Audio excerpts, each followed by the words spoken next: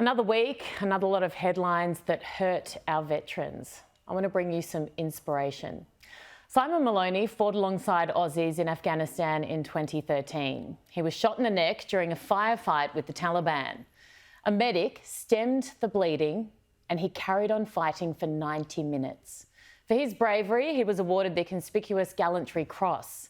And he joins me from London, from the car. So I thank him very much. I think he's had something come up, but we really appreciate him still making time for us. Take us through that moment. What does it feel like to be shot in the neck? The only way I can describe it is being struck by lightning. As I said, brings you back to life real quick, sort of almost like a restart, like when your computer shuts down. That's what I felt like. Hits you pretty quick, and like you said, it takes you a while to gather your senses. But you know, when you've got good people around you and a good team behind you, you soon get back in the fight. Did you think you were going to die? 100%. Like I said, I had the injury to the neck. I can't see the neck, and all I could see was blood sort of coming out of the neck and onto my hands. And you know, I gave myself 3 minutes, so 3 minutes of panic. And after that, you're soon to get better every minute. You're like, I'm not dead yet. I'm still breathing. I can still talk. And you maybe start to think that somehow you haven't been shot in the neck, or that the injury is somehow not going to kill you. But like I said, we had a very good medic on station who reassured me and controlled it straight away. So I was looking in his eyes to see if he thought I was gone, and he has a good poker face, I'll put it that way.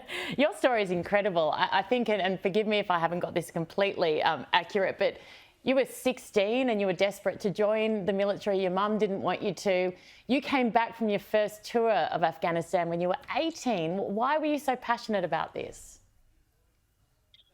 I don't know.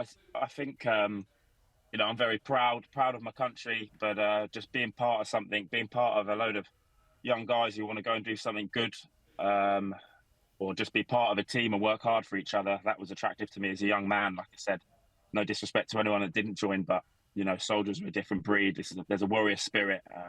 You know, it comes from our history, doesn't it? World War I, World War II are very, very close to, you know, historically to us, and we still have people alive that featured in those wars, and I think that's just gone on. I think we've got a lot to be proud of, and sometimes it gets forgotten about. Oh, you're absolutely right. We're going through a really tough time here in Australia. My dad passed away at the start of this year. He was a retired Major General. So I'm very passionate about the welfare of our veteran community. There's been a report into war crimes. We're still waiting for kind of proof and convictions. None of that's occurred as yet, but they're really struggling with negative headlines, with people assuming that every single one of them has done the wrong thing. How does that make you feel? And have you guys been watching what's been going on here in Australia? Yeah, of course we have. You know, first and foremost, I support, you know, the SAS, or Australian SAS as we would call them, and to command everything them boys do. You know, they're utmost professionals. And unfortunately, the people making these decisions, in my opinion, are behind a desk. None of them have been on a two-way range. None of them have been to the bad places that we go and seen the bad stuff that happens. So why are you justified to make these calls and make these decisions? You know, I wouldn't walk into the hospital now and start telling the doctor how to do his job. It's not my area. So, you know, in my opinion, I'd just say stick to what you know and leave it to the professionals, because you guys are very lucky to have some of the most professional soldiers in the world. And it's the reason why you have so many freedoms, because it's a deterrent. People know that, you know, you guys have good soldiers, and that's why you guys are safe. Did you see Australians in action over there, and what did you think? Yeah, we operated with them. Obviously, there's a lot of banter between the Brits and the Aussies, but we got on really well. Top guys, and I've operated with some of their snipers as well. We learn a lot from them. You know, you guys are very good. We have different skill sets, but we come together well. And like I said, it's the reason why we operate together overseas. It's you know, we work together well, and it's, like I said, utmost professionals. That's all I ever saw. I can't fault the Australian Defence Force in anything I saw.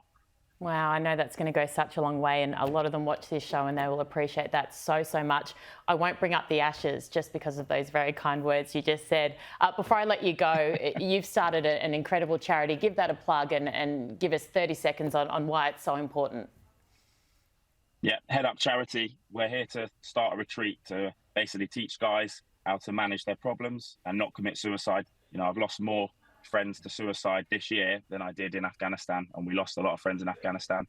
You know, in England and in the UK, it's a similar thing. We can't rely on the government. We can't rely on the armed forces, unfortunately, to help our guys out. So it's just like we were on the front line. We help each other out, you know, brothers in arms. And that's what we're trying to continue. That's it in a nutshell.